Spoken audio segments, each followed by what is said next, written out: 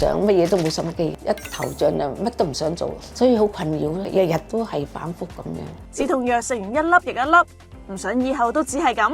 喺度就知道我係交感性頭痛，幾年都醫生都講唔切嘅。終於喺度揾到最全面、最合適嘅治療方案啦！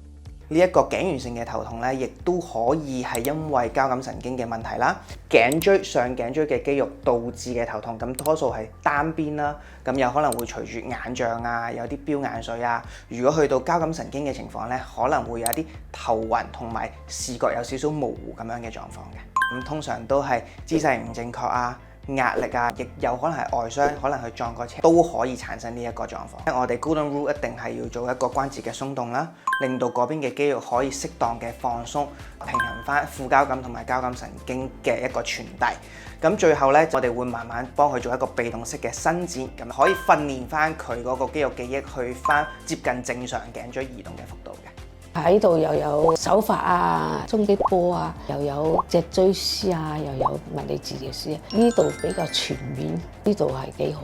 唔係單單幫你舒緩表面嘅痛症，我哋強調由專業團隊幫你精準診斷，唔再依賴止痛藥，揾翻輕鬆生活。